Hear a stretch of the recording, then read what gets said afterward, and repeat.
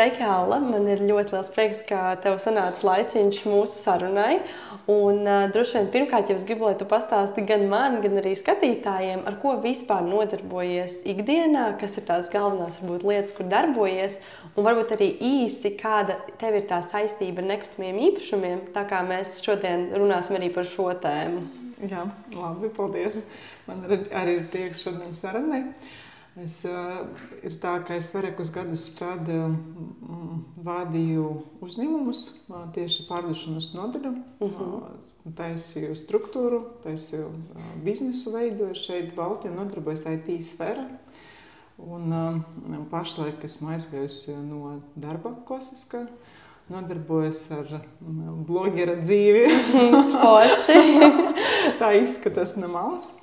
Ir tā, ka es apmācu cilvēkus, kā strādāt ar sociālajiem tīkliem un kā no sociālajiem tīkliem var pelnīt naudu. Super! Jā. Tad par nekustamiem īpašumiem ir tā, ka man jau tā vēsture sākas ļoti sen. Ir tā, ka es mācījos universitātē, man bija nodaļa finanšu nodaļa. Es mācījos Rīgas Tehniskā universitātē, un tur bija iespējams izvēlēties, kur tu gribi mācīties. Sākumā man bija informācijas tehnoloģijas, bet, kad man bija jau magistra grāds, varēja izvēlēties tā kā nodaļu. Un es izvēlējos finanšu nodaļu. Un man bija tāds pasniedzējs, kuram ļoti patika ideja par to, ka tu vari ieguldīt $1 un kļūt par miljonāru.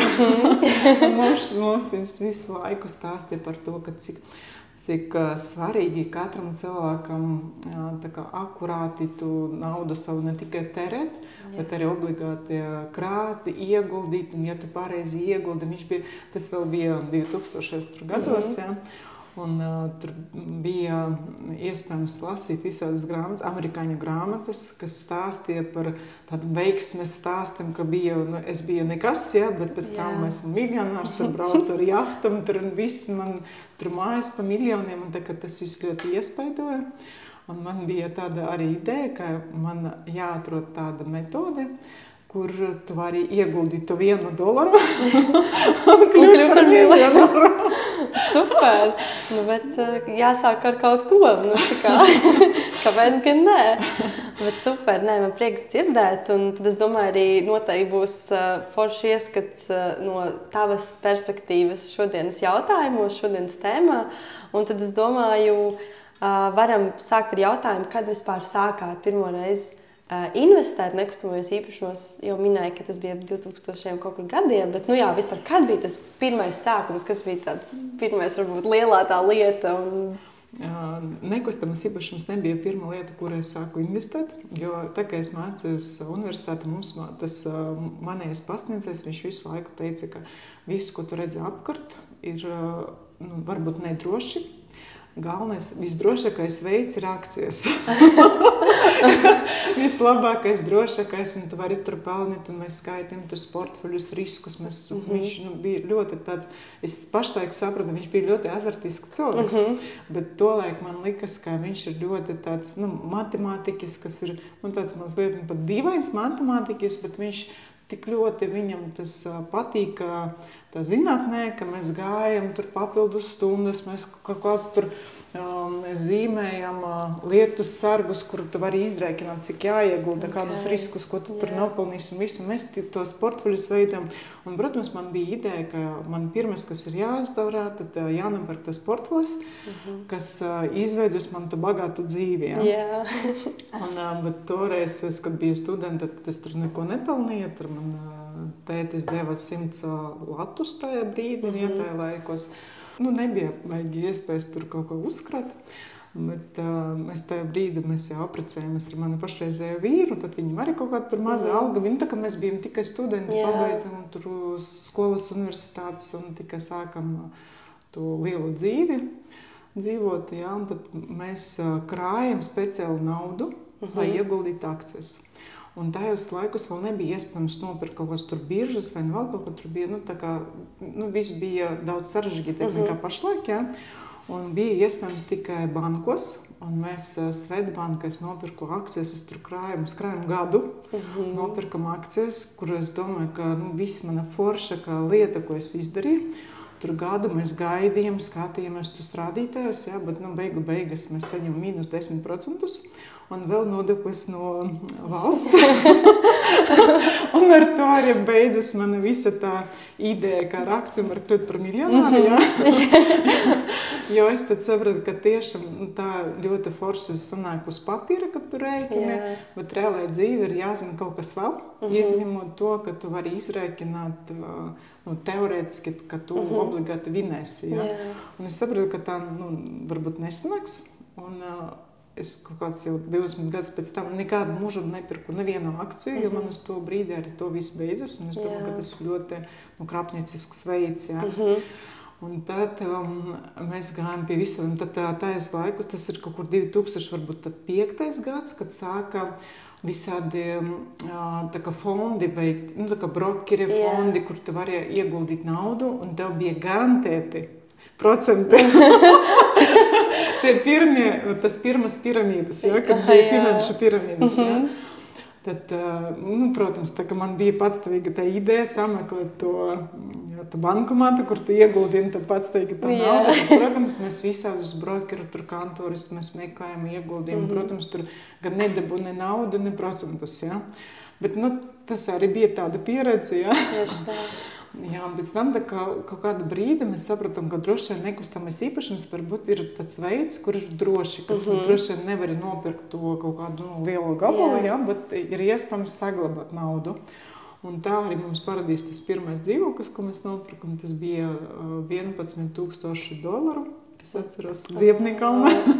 Mums bija ļoti liela tā summa, mums, protams, nebija tādas naudas, un mums iedeva vecāki tur kaut kādu naudu, un mēs ņemam kredītu bankā. Tas bija jāmaksā 250 lati katru mēnesi. Mums liekas, ka tas ir nenormāli dārga. Tas ir tas 2005. arī kāds kaut kur ap to, jā, to laiku, jā, jo es domāju, skaitīju, man vēl nebija bērni, kad mēs pirkam, bet man pirmais bērns piedzima 2005. Tad varbūt 2003. mēs nopirkam to dzīvokli. Un es zinu, ka Purciem bija $16,000. Tas bija nenormāli dārgi, bet Ziepnikalna 11. Tas bija vienīgais iemesls, kad mēs izvēlējāmies Ziepnikalnu. Super. Interesanti. Un kāpēc tam vispār ar to dzīvokli? Kas tālāk? Mēs uztaisām, protams, remonti. Mēs domājam, ka mēs visu sapratam, visu to dzīvi. Mēs jau visu to sapratam, tā galvenā noslēpuma, ka galvenais ieguldīt, jo cenas sāka augt nenormāli. Tas tiešām kaut kur uz 2008. gadu jau bija tas nekustama īpašuma burbulis. Kad tajos brīžos, tajā brīdī tad bija tā, ka tu vari atnākt uz banku, pateikt, ka es gribu nopirkt dzīvokli, tad nākamā diena tev konta būs jebkura summa. Ja? Tad reāli it kā pārbaudīja, bet tā, ka, ja tu strādā oficiāli, tev deva gan arī jebkuru summu, bez kaut kādiem tur procentiem, tā, ka tu vari pirkt tos dzīvokļus pa labi, pa kreisi. Ja? Un cenas auga nenormāli, un visi teica, ka tagad tu tiešām vari kļūt par miljonāru ar nekustamo īpašumu. Mēs tad izdomājām ar vīru, ka mums jānopērk tā kā lielākais dzīvoklis, jo to brīdi jau bija pirmais bērns. Un mums bija vēl vecā fonda dzīvoklis, un mēs domājam jau nopirkt tos jaunus projektus. Tā, ka tikā sākā, kaut kur 2006. droši jau sāka tikai tas būvēt jaunas mājas. Viņas bija tik pievilcis, cik tie dzīvokļi, tāda forša, un visam tik ļoti gribēs nevis to vecu. Jā, bet ļoti gribēs tādu jaunu, jo tas bija pavisam kā cits līmenis. Ja. Un mēs, tā kā mums ļoti paveicas, ka mēs to dzīvokli, kas mums bija toreiz, mēs nopirkam pa $11,000, mēs pārdām viņu pa $55,000 latu. Tas sanāca, ka mums sanāk tā summa gandrīz uz to, lai nopirkt jaunajā projektā dzīvokli. Un tas arī bija tas pirmais veiksmes stāsts, kas mums ļoti tajā laika palīdzēja vispār sākt investēt ar nekustamiem. Bet mēs ar visu naudu nenopirkam, jo banka deva kredītus. Neskatoties, tu gribi vai negribi. Gandrīz tā kā piespieda kārta. Un mēs saņēmām kaut kādu kredītu, ka mums bija 0,6%. Kaut kas tam, ka tur reāli pat nekāda procenta tu nemaksā. Mēs tad izdomājam, ka mēs to summu, ko mēs saņēmām no dzīvokļa, mēs sadalījām tā kā pirmo iemaksu jaunam dzīvoklim. Zemi vēl nopirkam, un mums vēl palika arī nauda pirmam iemaksam, ko mēs vēl domājam vēl citam dzīvoklim. Tā kā mēs domājam, jau viss mēs jau tur tagad, pusi Rīgas tagad nopirksim, tad jau tik liela nauda mums likas. Super. Jā, un mēs tad noformējam kredītu, tur dzīvojam tā dzīvoklī un nopirkam zemi, domājam, viss tagad. Un galvenais, tas ir ļoti interesants fakts par to, ka es katru reizi, kad mēs kaut ko pirkam, es iepriekš gāju pie specialistam, lai saprast viedokli no puses, kā cilvēki uzskata. Es lasīju tur avīzes, lasīju kaut kādus tur žurnālus, skatījos. Tur nebija kaut kāda fórumi, bet bija tik un tā informācija bija daudz. Un visi teica tajos brīžus, visi teica tā, ka būs burbulis, ka droši vien cenas viss nokritīs, ka nedrīkst pirmt tagad jaunus tur dzīvokļus, pagaidiet visu, tas nē. Es taču zinu, ka labāk. Es jau visu saprotu, esmu tāda gudriniece, Viss notiek, Viss notiek, visa pasaule tā dzīvo, es jau lasīju tajos brīžus, tur tas bija Kiyosaki, tas Poor Dad, Rich Dad, jā. Un es domāju, visi tagad vispār zinu, kā man tur dabūt, jo viņš raksta, ka galvenais ieguldīt nekustamās īpašumus. Un mēs nopirkam zemi nenormāli dārgi kaut kā, un, protams, toreiz tad visas cenas nokrita, un mēs to nevarējām pārdot 15 gadus zemi, jo cenas visu laiku krita, un es domāju, ka mēs visu laiku maksājam tur nodokļus, pēc tam jau sodus no policijas par to, ka mums tā uzkopta zeme, un es domāju, ka mums bija tik nenormāli tur terējumi, bet es visu laiku domāju, ka iespējams atnāks tas brīdis, kad es varēšu pārdot to zemi vismaz tajā pašā summa, ko es nopirku. Tā nesanāca. Mēs pagājušā gada pārdevam, jo es sapratu, kad man atnāca nodoklis tur 400 vai cik tur eiro par to zemi, un vēl sods par to, ka nav pļauta tā zeme. Un es sapratu, ka tas jau bija tas pēdējais punkts. Un esmu gatava tikt vaļā no zemes un ieguldīt to naudu un reāli tur, kur tas nesīs kaut kādu peļņu, un nevis tā, ka es tur gadiem maksāju par cerību kādreiz nopelnīt. Nē, tas ir tāds, man liekas, ka izklausās, ka ir bijusi visāda pieredze, un kaut kādā brīdī jāsaprot, laikam ir lietas, no kurām jāmāk, tā teikt, atvadīties un nevis nezinu kā cerēt, jo droši vien ir daudz cilvēku, kas uz kaut ko bieži mēdz cerēt, ka kaut kad, bet, labs piemērs, ka varbūt nevienmēr tas tā strādā. Bet tā kā ir bijusi tik tāda pieredze gadiem ilgi un viss kaut kas ir noticis, varbūt tagad atskatoties atpakaļ un ar tagadējo to pieredzi un visu to skatienu uz dzīvi un uz tiem nekustamiem īpašumiem, varbūt ir kāds padoms, kā var investēt tajos nekustamajos īpašumos, tā, lai tas ir visizdevīgāk cilvēkam, kaut kāds, kas ir tādi? Es domāju, ka reāli, tā kā jebkura biznesa, tu nevari nekur dabūt garantijas. Tā kā reāli. Jebkuru, ņemot pat uzsakot savu biznesu, tev neviens neied uz garantijas, ka tev sanāks, ka tev ies, ka tu nopelnīsi, ka tu to, pat nopelnīsi, ka tu to naudu varēsi noturēt, Tas arī ir nekustamais īpašums. Protams, ir skaidrs, ka ir drošas valsts, kur var pirkt. Ir kaut kādas drošas vietas, droši vien ir droši rajoni, kā drošākas un ir riskantākas, bet kā es uzskatu, viss, kas saistīts vispār ar lielu naudu, viss ir ļoti atkarīgs no politikas. Jo es domāju, tā paša, piemēram, kā Ukraina vai Krievi, viņa parādīja pašlaik, ka es domāju, ka tur 5 gadus atpakaļ, ja kāds nopirka tur dzīvokli, nekustamā īpašumu, kaut kādu komerciālu telpu, piemēram, Kīva, viņi cerē, ka viņi ar laiku varēs pelnīt, bet ar pašreizēju visu situāciju neviens nevar to prognozēt, un tā arī ir visa pasaule. Tu vari visu kaut ko cerēt, tu vari skaitīt, tu vari iet konsultēties, bet ja kaut kas notiek negaidīts, vai kaut kāds, kas ir stihijas, kaut kāds, tu nevari nekad to prognozēt, Tas arī ir kā, nekustamais īpašums ir tas pats kā jebkurš bizness. Tev jāsaprot gan to pašu nišu, gan jāsaprot vietu, gan jābūt tam agentam, ar kuru tu strādā, lai būtu cilvēks arī drošs un māk tā ir gandrīz tā kā zilēšanā. Jā, visu laiku. Jā, ja tu, protams, ja tu gribi ātri nopirkt un pārdot, tad tu vari to teorētiski kontrolēt situāciju, bet arī tas ir ļoti nosacīti. Bet ja tu gribi uz ilgu laiku, piemēram, kad dzīvoklis vai kad man bija zem uz 15 vai 20 gadus, kad mums bija tā, tu nevari nekādu prognozēt, jo tajos brīžos arī kāpēc mēs turējam to zemi, kas man bija Bišu mūža, jo tur blakus būvēs liels rajons un visu laiku solē, ka tas cenaks kāps un kāps, jā, mēs gaidījām to brīdi, mēs gandrīz 20 gadus, bet tā arī nesagaidījām, jā. Un varbūt ir iespējams, ka tagad viņi izaugs vai pēc gada, varbūt es tu nesagaidīju to, tiešām to slieksni, jā.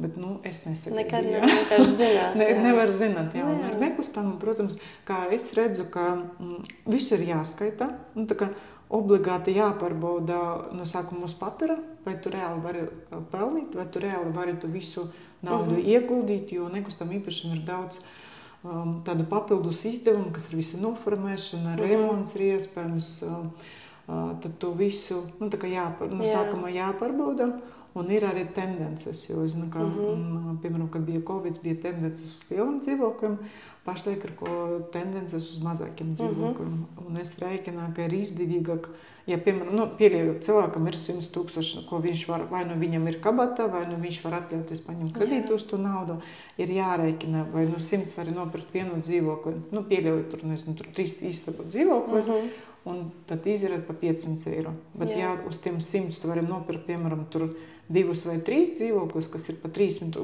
pieļaujam, tas summas, tas ir tā, ka lai saprast, ja, piemēram, pa 300 tu vari nopirkt 3 dzīvokļus un katru, piemēram, īrēt pa 250, tad tev ir izdevīgāk ņemt 3 dzīvokļus.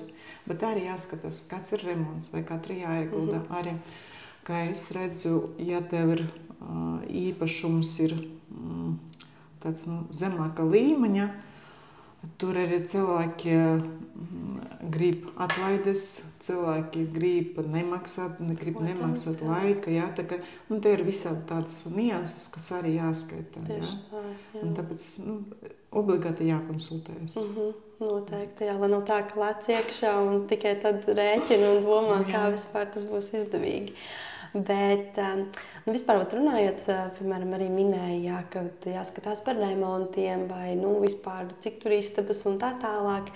Varbūt vari pēc savas tās pieredzes pastāstīt, kā tavuprāt var vislabāk, pelnīt, piemēram, kā tu redzi, ka tu nopērc īpašumu, piemēram, ielaid īrniekus vai arī drīzāk nopērc, izremontē, pārdot par dārgāku cenu. Kas varbūt tev ir tuvāks bijis? Kā tev liekas, kas varbūt efektīvāk? Vai... Man tagad ir viens dzīvoklis, kas ir nopirkt centra, bet tā kā man jau ir pieauguši dēls, viņš jau tā kā grib pārvākties, piespiedu kārta, viņš man tā kā, viņš grib jau dzīvot atsevišķi, ka mēs vēl joprojām tā kā mēģinam viņu noturēt, bet es sapratu, ka viņš tūlīt jau ies prom. Un tad Covid laikos bija iespējams nopirkt salīdzinoši lēti nekustamas īpašumus, kas bija mazie dzīvokļi, jo mazie dzīvokļi nebija populāri, jo tais laikos, kad nedrīkstēja nekur iet. Tie cilvēki, kuriem bija dzīvokļi tur 30, 40 vai 50 kvadrātmetri, un kad tur 3, 4 vai 5 cilvēki atradās 24 stundas, tad cilvēki sāka šķirties, cilvēki tur pārvecās, mēģina atrast lielāku dzīvokli, jo ļoti grūti mazajās telpas atrasties vairākiem cilvēkiem, kad viņam iepriekš nebija tādas pieredzes. Un tad toreiz tiešām bija iespēja nopirkt mazos dzīvokļus par ļoti jocīgam cenu. Mēs nopirkam vienu dzīvokli tieši Rīgas centrā, Avotu iela, tas skaitas esturiskais tur centrs, ļoti smuki renovēts dzīvoklis par jocīgu cenu. Un pašlaik es sapratu, ka es viņu varu uzreiz pārdot divas reizes augstāk. Bet es to turu, jo es saku, man ir dēls, kur tūlīt jau lidos prom no Līgas, Un es sapratu, ka tā ir laba investīcija, jo teorētiski, ja cilvēks grib, jo kā es skaitu, es sapratu, ka es skaitoju, cik es ieguldu paša dzīvokli, cik es ieguldu remontā, cik man jāmaksā nodokļi, jo arī es skatījos, ka, piemēram, ir mājas, kas skaitas renovētas un tur bija papildus fasādē apkārt. Man ir kaut kādi noteikumi, kad valsts dod iespēju pēc tam 50% ir atlaide nekustamā īpašuma nodokļiem. Tāpēc, ka ir renovēta māja. Ja?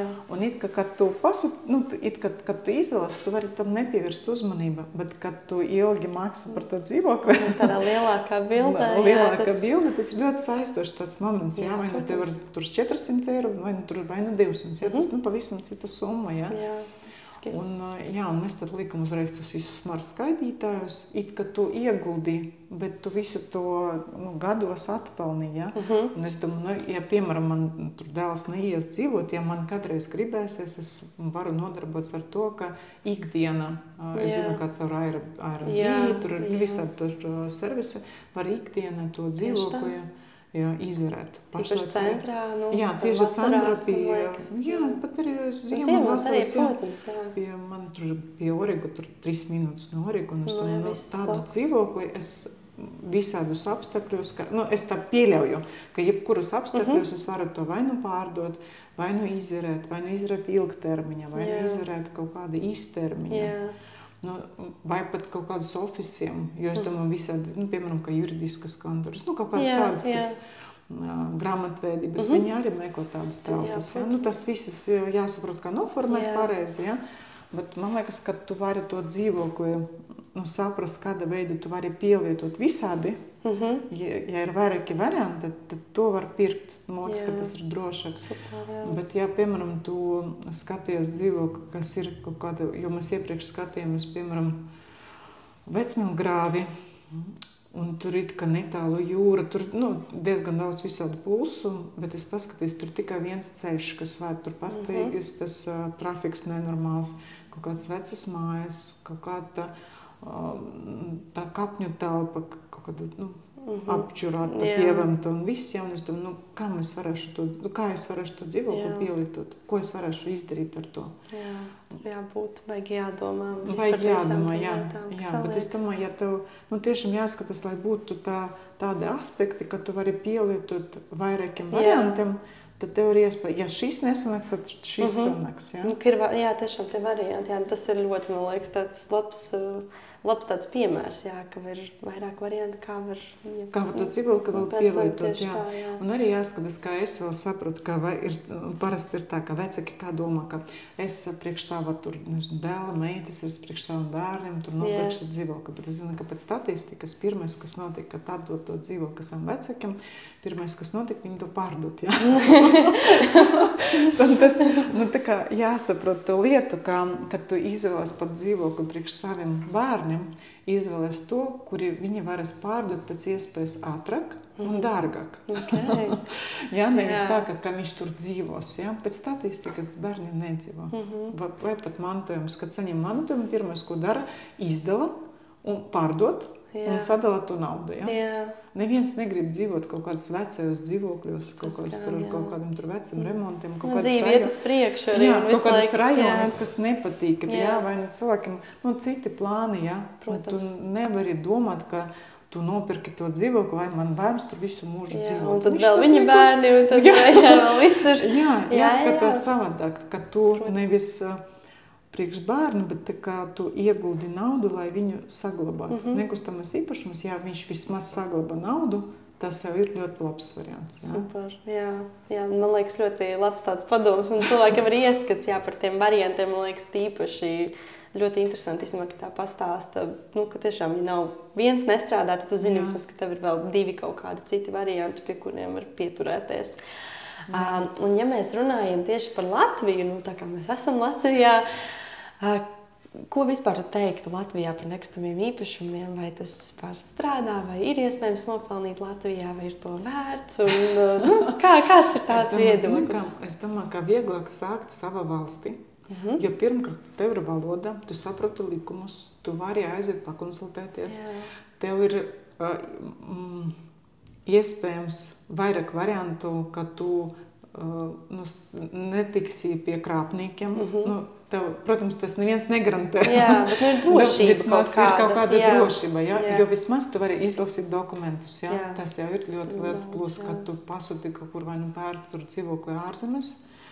ja tev ir, nezinu, tur spāņu valoda vai no kas, un īpaši, ja tev nav nekādas pieredzes iepriekš, nekustamam īpašam, tu vari vienkārši dabūt, vienkārši ieguldīt, viss kaut kas.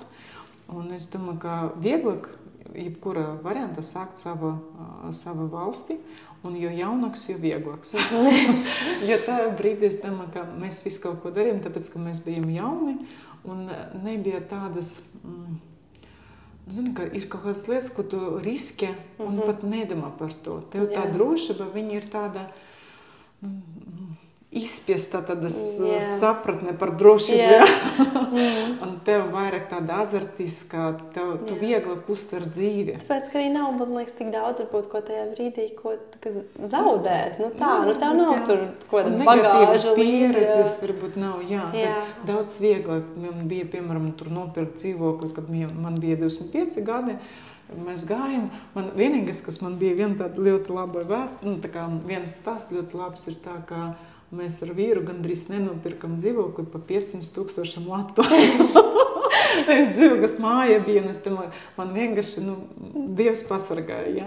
Jo tur es saku, kad bija tas kredīti, kad tu vari ņemt visu kaut ko, un mēs aizgājām, mēs izvēlējāmies māju, mums tik ļoti patika tā māja, un tas bija visaugstākās cenas, tas bija kaut kur 2008. 2009. Gads, kad bija, tiešām tas augstākais līmenis. Un mājas tur bija 300,000 lata, 500,000 lata, kaut kā tā. Tā kā pašlaik pat man liekas, ka pašlaik pat ir lētāk nekā toreiz bija mājas. Un mēs jau aizgājām, mums tik ļoti patika, mēs aizgājām banku, viņi tiešām teica, mēs dodam jums kredītu. Un es domāju, cik būs mēnesi jāmaksā, es domāju, labi, ka es vismaz pajautāju. Un teica, 1000 latu mēnesi, latu. Un mēs aizgājām vēl mājas un tādu priecīgi. Un pēc tam es saku, ka tas ir uz 30 gadiem. Vai mēs tieši varēsim visu mūžu maksāt tur 1000 latu? Un mēs kaut kā, tas ir, tev viss par, kā savādāk tā dzīves izjūta, kad tu esi tik jauns, tev liekas, es tur visu māku, es tur visu varu, banka man tic, tad es varēšu. Vispār par tiem 30 gadiem, man vienkārši ienāca prātā tāds jautājums, kas man pašai interesētu. Protams, ir daudz jaunu cilvēku, kas tā arī ir, ka viņi, piemēram, tur izmācās un ir jāsāk kaut kāda, varbūt, nezinu, tā kopdzīve vai kaut kas tāds, un, loģiski ņem kredītu. Kā ir ar tiem 30 gadiem, kad ņem to kredītu? Kā tu uz to skaties? Man bija viens dzīvoklis, kuram bija 40 gadu kredīts. Wow!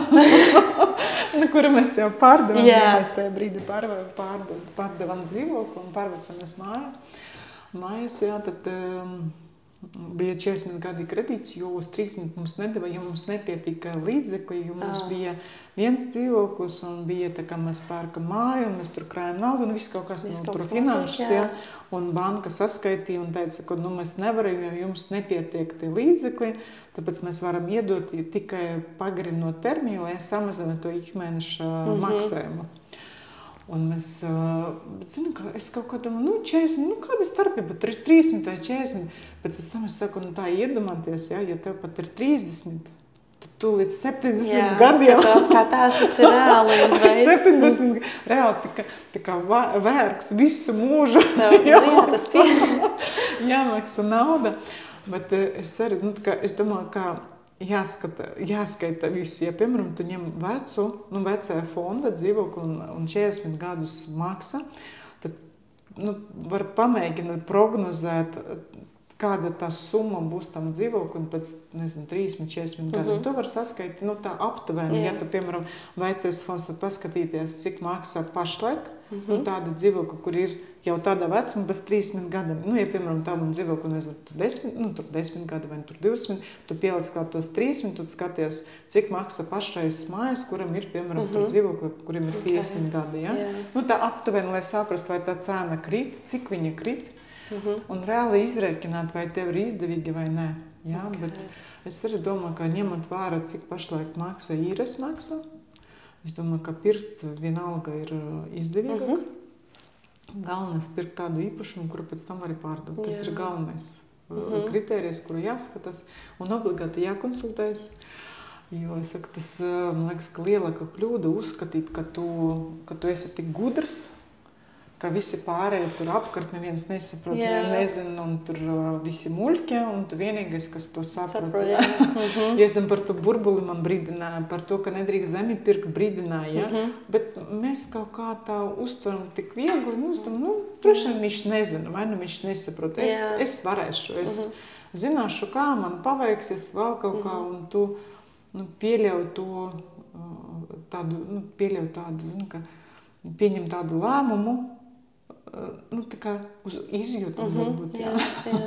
Bet, zin kā, man liekas, ka, dzīvē jau tāpat neizbēgam kaut kādas tās kļūdas, jā, ko mēs pieļaujam, un varbūt arī reizēm labi, ka ir tāds lietas, kas notiek, un tālāk dzīvē, tur ir tāds, man vienreiz tas noticis, es zināšu, kā rīkoties tālāk, jo tāpat jau neizbēgam, kaut kur vienmēr būs tādi riski, un kaut kur iekritīs, un kaut kur atkal paveiksies, un tāda dzīve, mēs vēl nezinām, kas rīt arī notikt, zin kā, un tāpēc tas tāds labs ieskats. Tad varbūt jautājums stāstīja arī par to, ka nepaveicās to zemi un tā. Varbūt ir kāda investīcija, kur diezgan daudz nācās pazaudēt. Tā ir, piemēram, tā zeme. Piemēram, zeme, tad bija gandrīz puse no visas tas naudas mēs pazaudējām. Jā, un tā kā ņemot vērā, cik daudz mēs arī maksājam par to nodoklis, tad es domāju, ka tas bija man lielākais, kas bija zaudējums, tas bija zeme. Jā, un es arī domāju, ka obligāti, kas arī ir jāņem vērā, ko es taisu vienu reizi gada, pārskatu visu, kas man ir. Sākot no visādiem līgumiem piemēram, ar operatoriem, es visu pārskatu, visus manus terējumus, skatos, kāda man ir līgumi, sākot no visiem komunāliem, sākot no visa, kas man ir nopirkts, no kaut kādam tur abonēšanas maksam, kaut kādiem apsturvis, ko es tur pasūtu un pēc tam neizmanto. Tā kā es taisu tādu lielu revīziju, skatos arī īpašumi, kas man ir, vai viņi man pelnat, vai nē, tur par mašīnas skatos, cik man maksā tur apdrošinas un visas pārējās lietas. Es skaitu aptuveni, ka vienreiz gada. Jā, jūs sanāk, visur jāskatās, vai tur tiešām tas pašas mašīnas, ja piemēram, mums dzīve ir 2 mašīnas, es obligāti pārbaudu, cik man maksā visa apdrošināšana, vai bija kaut kāda remonta, nebija, vai tur tiešām ir izdevīgi to vēl pagarināt, vai labāk to pārdot un, piemēram, pirkt jaunu. Tādas visas lietas, tas arī no Roberta Kiyosaki, ka jāskatās, lai tava dzīve pēc iespējas būtu vairāk aktīvu, nevis pasīvu. Un tas ir ļoti svarīgi, jo mums tie terējumi, viņi ir dažreiz ir tādi, ka neredzami, ka mēs tie paši apstori, tu kaut ko pasūtīji, tu pierakstīs, tas subscription ir katru mēnesi, tas varētu būt tur 30 eiro, 50, 20, bet ja tur ir vairāk, tas viss sakrājās un jāsaskaitīt gada laika, tur tā summa, kas reāli tu vari jau nopirkt savu, piemēram, datoru jaunu katru gadu, vai kaut kādu tādu lietu, kuru tu pat neiedomājies. Jā, es domāju, ka obligāti jāskatās to visu naudu tiešām, kas ir, un es domāju, īpaši, ja ir kaut kādi mantojumi, jo man bija arī mantojumi, man bija zeme no tēva, un es skatījos, ka arī jāmaksā nodokļi, viņi jākop, iespējams jāgaida, ka viņi kādreiz tur izaugs, bet mēs tomēr pieņemam lēmumu to pārdot. Protams, viņi izauga ar laiku, bet tā neviens, tu nekad nevari to zināt. Jā, protams. Ja tu ar to nedarbojies, tā kā es domāju, ka visu jāskatā, jārēķina, un tad jāskatā, kā tu to naudu vari. Kāpēc mēs arī, piemēram, pirkam dzīvokli, kā es domāju, pat ņemot tos 300 eiro mēnesi, piemēram, ko tu maksā par dzīvokli, par kredītu, tu viņus tik un tā izterēsi. Nav tā, ka, piemēram, tev ir 300 eiro, tu viņus tā kā, ja tu speciāli nekrāji naudu, ka viņi tev paliks katru mēnesi konta, un ka viņi tev kaut kā patstāvīgi tur veidosies, un tu pat to nezinās, un pēc gadiem tu bats un liela summa. Tā nenotiek. Neskatot, cik daudz tev ir alga, neskatot tur mantojumu, saņem tur lielas summas un viss kaut kas. Cilvēki mēdz viņus izturēt un pat neredzēt, kur. Un tāpēc mēs arī domājam, ka ja mēs varam atļauties uz to brīdi, tad mēs domājam, mēs vēl esam aktīvi, tad iespējams, ka 20 gadus es būšu aktīva, tad es varēšu maksāt. Nu, ja es nevarēšu, es to varēšu pārdot. Jā. Bet es dzīvošu sava dzīvokļa, jā, sava stūrītē. Un man vismaz būs kaut kas, jo savādāk es to naudu izterēšu, piemēram, tam pašam īres maksai, vai nu kaut kādu, nezinu, drēbēm, vai nu, nezinu, tur kaut kādu, tur, jā, atpūtai, vai nu vēl kaut ko. Es tik un tā atradīšu, kur tu naudu pielietot. Jo savādāk, ja tu neplāno naudu, viņi nekad neveidos pati pa sevi, jā. Jā, nē, tas ir ļoti labi. Tieši tam, man liekas, ļoti svarīgi pasakot ik pa laikam tiešām tā nopietni līdzi, kas notiek. Jo tā ir, tad, kad ir tā nauda kaut kāda, tad jau liekas, nu, tur šodien es varu to nopirkt, vai to, un tad beigās tādos sīkumos tas viss arī aiziet. Jā, īpaši, kad mēs maksājam ar kredītkarti, nu, ar jebkuru karti, mēs neredzam to naudu. Un es zinu, ka es samaksāju, man meita jautā, cik tu samaksāji? Es saku, nezinu. Es veikalu tikai samaksāju, pēc 5 minūtēm neatceros, tas bija 20, 30, 50, es nezinu. Jo es pat, kad es maksāju ar karti, es nefiksēju to summu. Jā.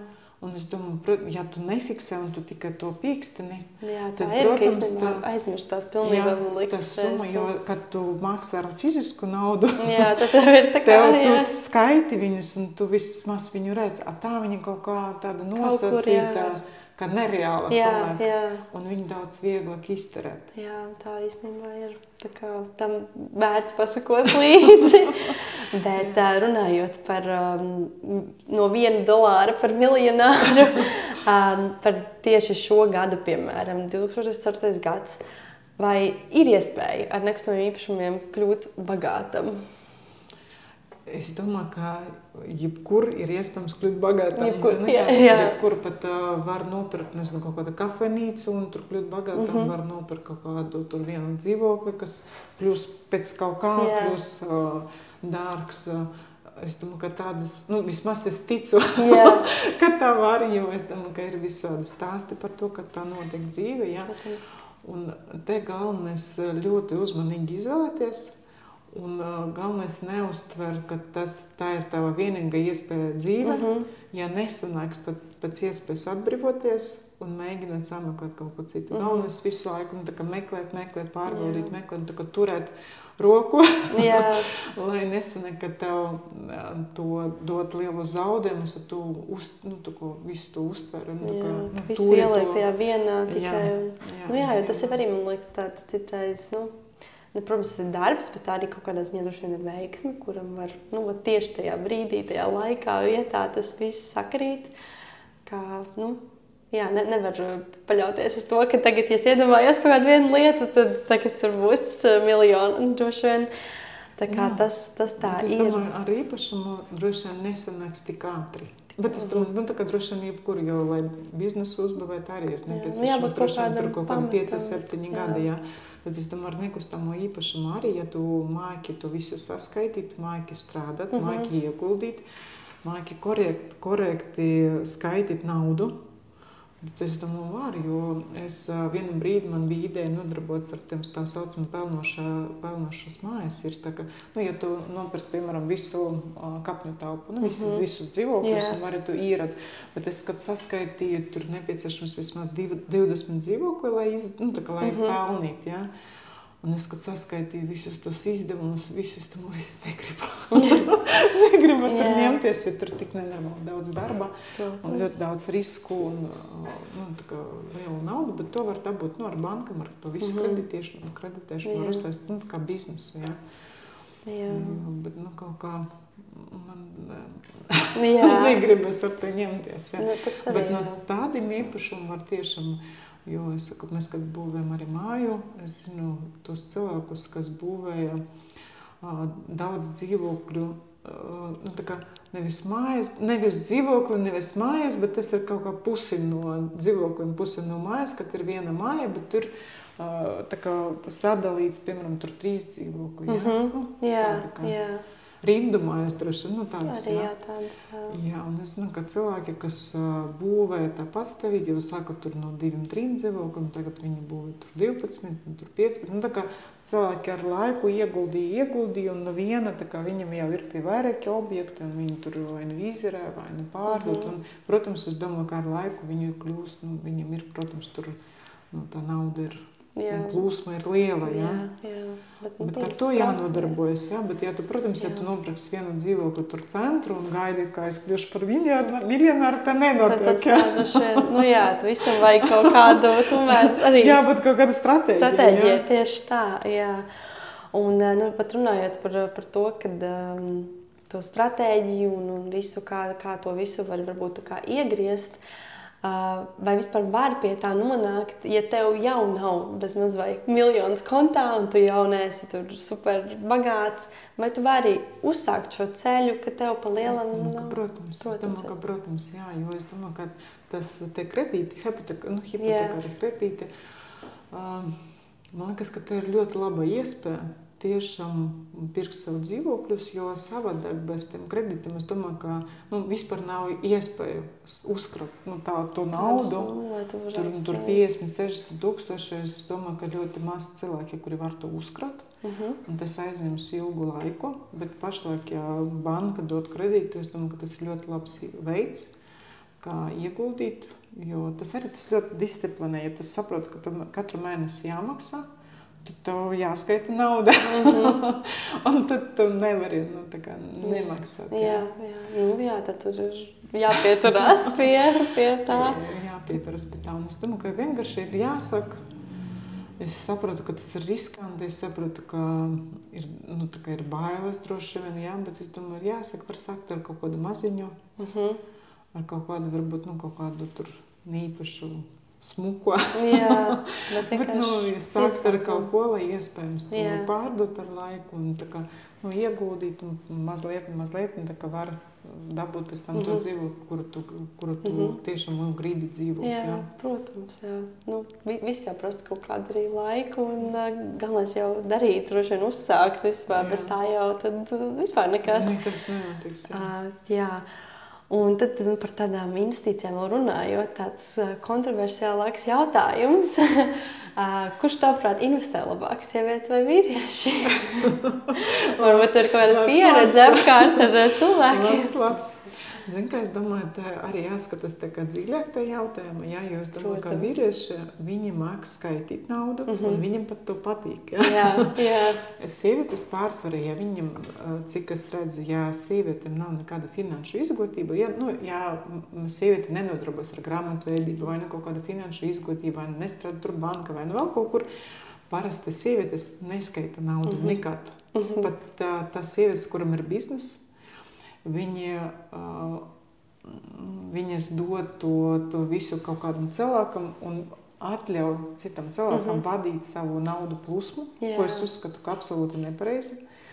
Un tad, ja sievietes ar tādu pieeju, kuram nepatīk skaitīt naudu, nepatīk vispār tas visas tabulas un visas naudas un cipari, es domāju, būs grūti investēt. Vienīgais, ja cilvēks māk zilēt un pareigot, tad var, Bet, ja cilvēki neskaita, es domāju, ka ļoti grūti, īpaši, ja ņemot kaut kāds tur tradingu, vai no akcijas, vai no ātru pārdošanu, visu ļoti jāskaita, jo savādāk būs mīnusi, savādāk būs negaidīta terējuma, un savādāk būs tas mājas, kas stāv apkārt Rīgai, tu brauc, tad ir uzsakta māja uz pusē, vai uzcelta līdz jumtam un stāv tur gadiem ilgi, jo tu nevari, visu laiku jāskaita, ko tu dari, Jo, kad tu nopirc dzīvokļus, tad jāskaita, cik tu samaksāsi nodokļus, cik tu samaksāsi remontu, un tā kā viss papildus tā nauda, viņam būtu negaidīti augstā summa, un kad cilvēks vienkārši viņam nav no kurienes paņemt, un viss, un ar to arī visas investīcijas var beigties, Bet sievietēm no otras puses ļoti labi attīstīta intuīcija, un sievietes dažreiz saka, es izjūtu, ka šī māja būs labāk, vai es izjūtu, ka šīs dzīvoklis ir iespējams pārdot labāk, un meitenes no sievietes mēdz to kaut kāda veidā ieraudzīt.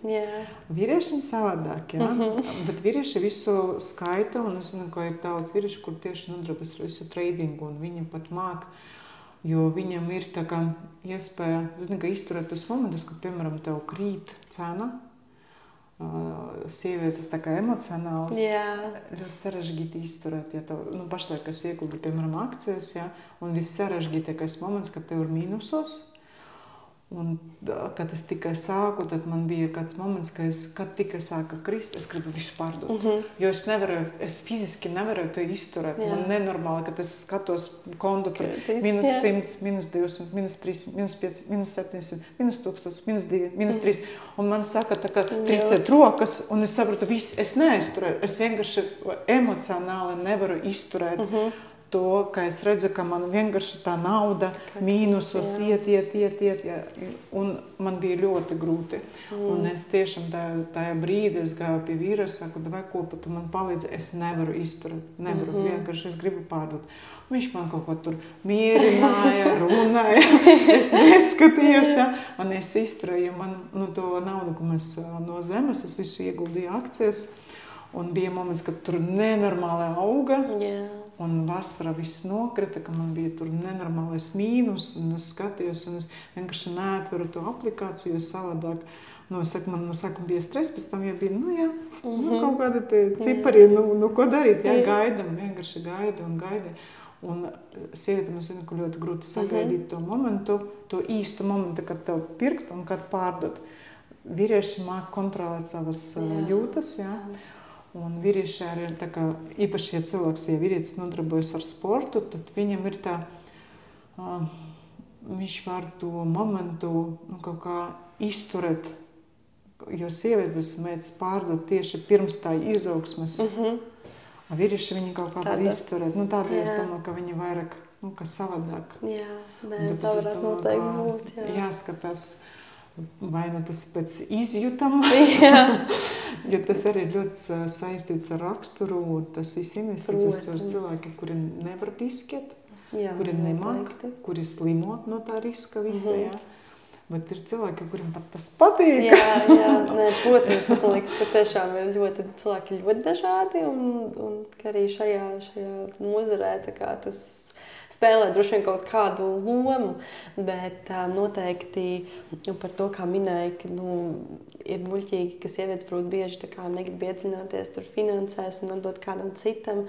Man liekas, ka tas tāds labs punkts tādā ziņā, ka, ja tu gribi kaut kā varbūt beigās sev to visu par labu gūt, tad tev droši vien arī jāsako līdzi tām lietām un tev jābūt kaut kādai saprašanai, jo tu jau nekad nezini, ka tas cilvēks, kuram tu to atdod, varbūt, viņš var tevi uzmest kaut kādā brīdī, kaut kā iegriezt tev tas sliktā ziņā, līdz ar to noteikti tāda labs atgādinājums, sakot visiem līdzi, nedaudz vairāk arī savam tām visām finansēm. Tad, ja mēs nedaudz virzamies uz tādu citu tēmu, tieši par nekustamo īpašumu aģentiem, tā kā tev ir bijusi pieredze gan tā, kā arī minēja, tad tāds jautājums, kāpēc vispār būtu jāmaksā nekustamo īpašumu aģentam, ja teorētiski tu jau vari pats visu izdarīt, tev jau tas nav tā kā obligāti vajadzīgs. No vienas puses jā, bet no otras puses nekustamo īpašumu aģentūra dod tev garantijas. Vismaz tev ir garantijas, ka tu to īpašumu vai nopirksi, vai pārdosi. Ja kad tu pats nodarbojas, tu dažreiz, īpaši, ja tev kaut kā ilgi stāvēja tas īpašums, tu pat nezini to vērtību pašreiz, Bet nekustamais īpašuma aģents vai aģentūra saprot vērtību, saprot, kam pārdot, viņam ir datu bāzes, un, protams, ja tev ir, nezinu, tur nav ko darīt, piemēram, tev ir daudz laika, tu vari tur tām projektam tā kā iedziļināties. Protams, tas ļoti interesanti, Ja tev patīk ar cilvēkiem runāt, tur tikties, tur visam parādīt, braukat, tas ir ļoti interesants moments, un es domāju, ka tas ir ļoti labs darbs. Bet, ja tu esi aizņemts cilvēks, un tu vari atļauties samaksāt naudu par darbu, bet es domāju, ka ar nekustamo īpašumu aģentu, protams, ir daudz drošāk, jo tev ir garantijas, ka tev būs noformēti dokumenti. Protams, jāskatās, kuru cilvēku tu izvēlies, bet ja tu izvēlies no aģentūru, tad es domāju, tev būs noformēti pareizi dokumenti, tev būs laika viss izpildīts, tev būs reāli tikai, jo es zemu pārdu tieši ar aģentūru, viss, kas man bija jādara, tad vienu reizi pārsūtīt zemes grāmatu droši vien, ja? jā. Man bija jāparasta kaut kādi dokumenti vienu reizi, un otru reizi bija jāatnāk uz notariālo kontori, lai tur parakstītu un saņemt naudu. Lielam, jā, tev nav jābūt visu laiku tur. Nekas nebija jādara. Tieši Jā, tā. cilvēks brauka fotografēja, visu paradīja, tur datubāzi lika, tur vadus tos cilvēkus, visu noformēja, sameklēja kantori, kur man bija izdevīgi, tajā brīdī, kur es izvēlos, kur man izdevīgs laiks un viss. Tā kā reāli cilvēks visu izdara to darbu. Protams. Un, ja tu vari atļauties, tad, protams, ar aģentūru daudz ērtāk, daudz, tev ir daudz plusi no tā. Tieši tā. Bet, protams, par to ir jāmaksā, bet tā kā par jebkuru darbu. Bet es arī, man liekas, kā arī Kiyosaki tieši arī minēja grāmatā, ka tas ir muļķīgi, ka daudz cilvēki tur uzskata, ka viņi nav gatavi tur samaksāt to kaut kādu to komisiju, lai gan beigās, tāpat tas laiks, tas piemēram, stress, ja viņiem ikdienā ir cits darbs, citi pienākumi, un tad tu vēl pa virsu tur ar tiem īpašumiem, ja tu tiešām īsti arī nesaproti tās lietas tik labi, tad beigās, ja tu tā izvērtē, bet tiešām tā komisija ir tik liels mīnus pret to, varbūt, ka tev pašam ir jāskrien, ar to jāņemās. Arī tāds, man liekas, tāds punkts, ko izvērtēt, kas tad tev ir būtiskāk no tā visa. Tā kā līdz ar to noteikti, bet prieks, ka ir tāda atsaucīgs viedoklis, jo es domāju, ka tiešām gribētos arī ticēt, ka tomēr liela daļa cilvēku ieklausītos un arī saprot to, ka tam ir kaut kāda sava vērtība noteikti. Es domāju, arī jāskatās, kāda ir summa. Ja, piemēram, tu gribi nopirkt kaut kādu īpašumu, nezinu, pa 10 000, pieļauju, ja? Jā. Ja, vispār tāds ir īpašums, ja? Tad varbūt nav vērts meklēt cilvēku, kas tev to pārdos vai nopirks. Bet ja tev ir, piemēram, dzīvokli, kas vai māja, kur tu dzīvosi ilgu laiku, parasti mēs dzīvojam vismaz 5 gadus savā īpašumu, pat dažreiz 10, 15 vai 20. Tu izvēlies uz ilgu dzīves periodu māju. Un to, kas tu vari vienkārši neredzēt, nezināt, kaut kā nepamanīt, ja? Bet kaut kādas lietas, kas var būt kardināli, kur nevar mainīt, ja? Un kurus tu pēc tam vienkārši žēlos ilgu laiku, ja? Un tu nevari tik ātri, tu nekustam. Ja, piemēram, nopirki māju, un, piemēram, tev nepatīk, nezinu, tur kaimiņi, vai nepatīk tur ceļš, vienalga kas, ja? Vai nepatīk, nezinu, tur izvietojums kaut kāds, ja? Tu nevari to viegli nomainīt. Bet, lai nomainītu un pārdot māju un atkal nopirkt jaunu, ja tu visu sarēķināt, tad tā aģenta maksa nav nekas kosmiskais, ja? Tā, jā. Jāskatās, ko tu gribi izvēlēties, vai tie paši komerciāli telpas, ja? Tas arī, ja tev tas priekš tava biznesa un tas nes lielu naudu, tu pelni cita lieta, tad tā komisijas maksa, viņa nav tik milzīga, ja? Jā, tur jau tā lieta, ka man liekas, tiemžēl dažreiz cilvēki nespēja izvērtēt, kaut kādos brīžos to varbūt to vērtību. Un tad, ja mēs turpinam par tiem aģentiem, vai tu piekristu, ka aģenti beigās nopelna vairāk nekā nopelna, piemēram, pats tas klients? Uz tā visa fona. Es domāju, viss ir atkarīgs no summas, bet es domāju, ka ja tu pērc savu dzīvokli, tu vispār nezini, cik tu nopelnīsi. Ja, piemēram, tu nopirki dzīvokli un uzreiz to pārdevi, tad tu vari saskaitīt tos, tev ir starpība, ja? Bet ja es nopirku šodien, bet pārdošu pēc 20 gadiem, tu nekad nevari to izrēķināt. Es domāju, tikai var rēķināt uz to brīdi, cik tu daudz izstresi laika, un vai tiešām aģents var sameklēt to, ko tu gribi, ja? Es domāju, ka ļoti, ka pat dzīvoklis, ja, piemēram, par dzīvokli jāskatās ne tikai māju, ne tikai vietu, bet jāskatās arī dzīvokli, jo var būt dzīvoklis viena un tā paša māja, absolūti var atšķirties, jo es zinu, ka mums bija, kur mēs bijām Raslas iela, kur dzīvojam, mūsu kapņu telpa bija viss ļoti labi un labs dzīvoklis un viss sauss un bija ļoti silti un mums, ideāls dzīvoklis bija, tas es viņu ļoti mīlēju, ja? Bet blakus kapņu telpa mēs draudzamies ar meiteni, un viņa teica, ka viņa bija nenormāli augsts dzīvoklis, neskatoties uz to, ka mēs dzīvojam 4. ne 5. stāvā. 5. jā, viņa ir 4. Tā kā reāli mums ir kā blakus dzīvokli, bet viņi kaut kas tur bija tieši celtniecības laika, kaut kas tur bija ar sienu, nu, ka viņa nepaveicies, un tad viņi bija ļoti augsts dzīvoklis, mums bija ļoti silts. Tā kā mēs dzīvojam vienu un tā paša vieta un nopirkam, nu, reāli pa vienu un to pašu naudu, pa vienu un tā paša agenta, nu, tā kā jāņemot vērā, ja? Bet reāli tev pat var atšķirties tas dzīvoklis, kāda ir, kur logi, piemēram, tur iet, vai nu tur tas izvietojums iekšā, vai nu tur silts, vai augsts, vai tur jumts, vai nu kaut kāda kaimiņa. Nu, ir tik daudz visu kaut kādu nosacījumi. Un, protams, ja agents ir pieredzējuši, tad viņš tev palīdzēs izvēlēties to, ka tu tiešām vēlies, to, ka tu pat nevari izdomāt, ko tu gribi. Jā, noteikti, jā. Un vai ir tā, ka arī aģenti var pasargāt no kaut kādām tādām lielākām kļūdām vispār tajā nekustamo īpašumu nozarē? Es domāju, ka jā, pat tāpēc, ka es iepriekšējā stāstīju par to zemi, kad mēs gribam nopirkt zemi, es gāju 2 vai 3 aģentūras, un visi man teica viena balsi, nekad nepērc zemi, ja tu negribi būvēt māju.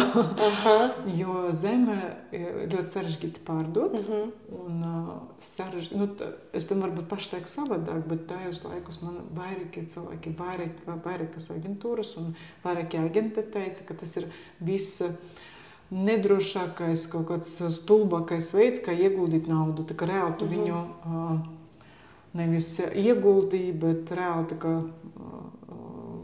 izterē to naudu, jo tu nevari neko ar viņu izdarīt, tu nevari nopelnīt nekāda veida uz zemes.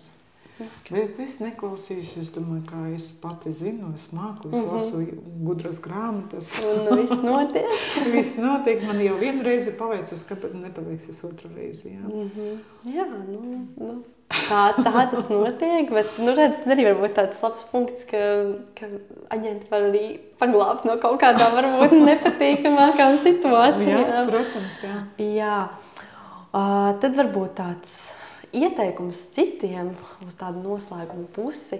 Ja tieši šodien būtu vispār jāizdara izvēle tā kā uzsākt investīcijas, uzsākt investēt nekustamajos īpašumos, ko darīt citādāk nekā tu darīji pirms tiem visiem gadiem? Es domāju, pašlaik ir ļoti pieejamas daudz informācijas, var aiziet, ir viss kaut kādas asociācijas, ir kaut kāda apmācības kurs, jāizvēlas, bet tā kā pārbaudīt visu, bet es domāju, ka obligāti jāiet pie, vai ir kaut kādi pat investīciju klubi, tā kā tu vari aiziet pie cilvēkiem, reāli pakonsultēt, īpaši pie tiem, kuriem ir pieredze, pajautāt, uzzināt, Pašlaik ir tik ļoti viss atverts un tik daudz informācijas, ka galvenais pareizi visu izvēlēties. Otrais, tā kā obligāti visu pārbaudīt uz papira. Kā es domāju, ka visu saskaitīt. Ja tu vari uz papira pelnīt, tad tu vari pelnīt arī dzīve. Ja pat uz papira nesanāk, tad dzīve arī nesanāks. Ka visu obligāti skaitīt un jāpievērš. Es domāju, ka obligāti jāvēršas pēc specialistam. Jāskatās ideāli, ja kāds tevi var pamācīt, kā to izdarīt, jo es saku, es mācījos no grāmatām, bet es domāju, ka pašreiz ir droši vien kaut kāds cits variants, kā to var izdarīt, jo pašlaik ir daudz cilvēku, kas reāli iegulda, kas iegulda Latvijā, un tu vari to pieredzi no cilvēkiem gūt, un tas ir daudz izdevīgāk nekā tā kā pats visu mēģināt un skatīties, kas sanāks, ka nesanāks. Un es domāju, ka galvenais arī dzirdēt cilvēkus, ne tikai jautāt, bet arī dzirdēt, ko cilvēki tev stāsta, jo savādāk tā ir, kad mēs uzskatām, ka es vienīgais esmu gudrinieks. Pat ņemot vērā, ka ir daudz cilvēki apkārt, kas dod padomus. Ja cilvēks to neuztver, nedzird, protams, viņš mācīsies uz savām kļūdām, Jā, noteikti, ir tiešām jāmāk ieklausīties reizēm, nevis stāvēt pāri visam. Un tad vēl tā, kas man interesē, ko es skatījos vairāk tā personīgi, noiejot no nekustamajiem īpašumiem, redzēju, ka tev ir grāmata sarakstīta. Ja? Jā, tas liekas ļoti interesanti. Es gribētu nedaudz pastāstīt, kā vispār nonāca līdz tādam lēmumam rakstīt grāmatu. Man liekas, tas ir tāda liela un tāda nopietna lieta. Ja tā... Droši vien, jā. Es domāju, ka... Dažreiz man ir viss kaut kādas idejas, bet esmu tāds cilvēks, kuram ir daudz ideju, jo cilvēki dalās pēc savu raksturu, un ir cilvēki, kuri mēdz ģenerēt idejas, kuri nē, ja? Tad man smadzenes strādā kā tāds ideja ģenerators, patstāvīgi. Un man ļoti gribēja savu grāmatu. Un es domāju, ka mums dažreiz atnāk tādas idejas, kas ir jārealizē, un ja tu to izdari, tad tu vari iet nākamajā kaut kāda tur posma, nākamajā soli. Tad es domāju, man tā grāmata bija nepieciešama, lai man izdarītu nākamo soli, ja. Un es, reāli dzīve tas nav tik sarežģīti, ja. Tas aptuveni tur aizņem man kaut kādus 4-5 mēnešus. Okay. Un es izdevu angļu valodā, Amazona var nopirkt, un es tagad domāju, ka iespējams es tā kā vēlreiz uzdrošināšos, un tad droši vien, ka to pati grāmatu, bet tulkošu krievu valodu, jo es uzreiz rakstīju angliski, bet kāpēc es nerakstīju krievu valodu, es nezināju, jo es varēju uzreiz uztaisīt divus variantus, bet man kaut kā neienāca prātā, un es uzreiz rakstīju angliski. Bet man tagad ir ideja tulkot krievu valodu un vienkārši pārdot, jo es domāju, ka varbūt papildus naudas apjoms, ko var dabūt no tā. Super. Par ko vispār ir tā īsi, varbūt konkrēti pati grāmata? Par to, kā pareizi nevis investēt, bet kā pārdot? Par laiku, par to, kā savu laiku kā efektīvāk izmantot, kā efektīvi izmantot savu laiku, Okay, super. Es domāju, noteikti daudziem ir ļoti noderīgi, un tā kā arī darbojies, saprotu un palīdz cilvēkiem, tad tas ir ritīgi forši.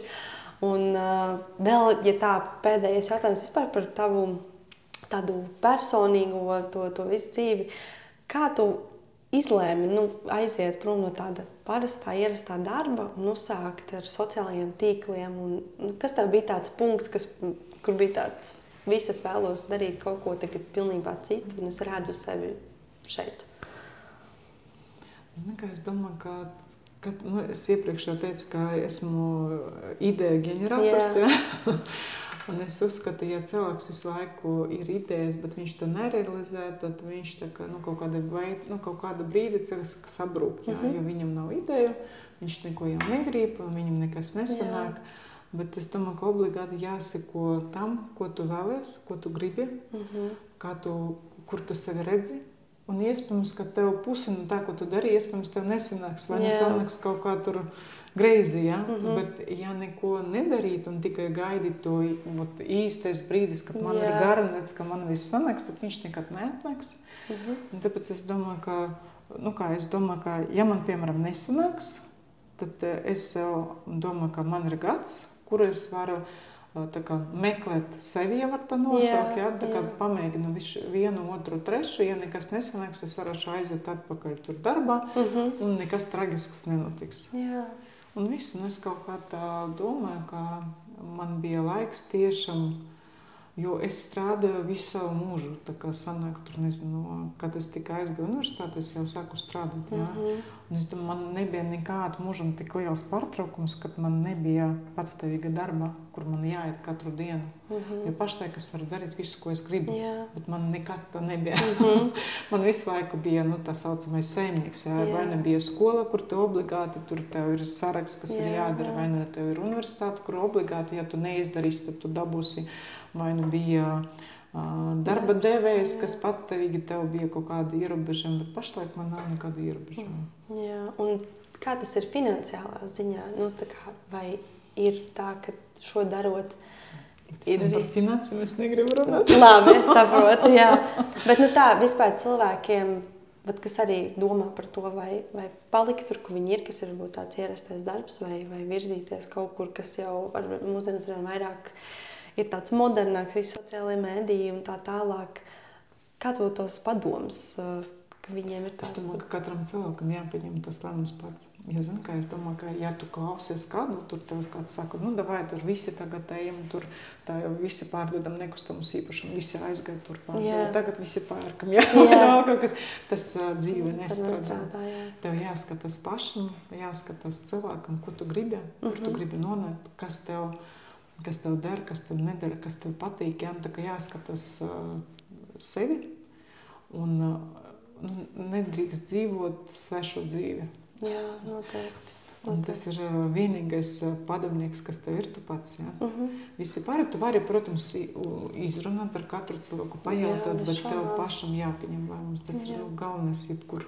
Gan kaut ko, nezinu, tur pasūtot kleitu, vai nu tur izvēlēties darbu, vai nu izvēlēties vīru, vai nu izvēlēties nekustamību īpašumu, jāskatās. Tu vari visus pajautāt, bet tev pašam jāpieņem lēmums. Tas ir ļoti svarīgi.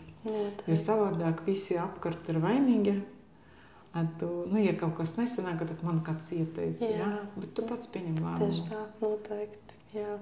Un tad tādas pozitīvās notis, kas būtu tāds foršs novēlējums skatītājiem, ko tu gribi no sevis tā nodot tālāk? Es domāju, ka galvenais, es domāju, īpaši sievietem ticat sev. Pēc iespējas attīstīt sevi vairākos virzienos. Ja patīk dejošana, tad ej un dejo.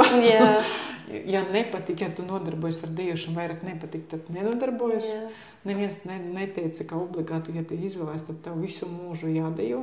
Ja vairs nesēst, tad neej. Tā kā vairāk jūti sev, domā par sevi un izvēlē sevi jebkuras situācijas. Tas ir vissvarīgākais, kas ir jādara. Nevis domāt par pārējiem, jo katrs cilvēks viņš sameklēs, kā viņam dzīvot. Bet ja tu visu laiku tikai piekalpo pārējiem cilvēkiem un domā, ka kāds tevi novērtēs, es varu garantēt, neviens nenovērtēs.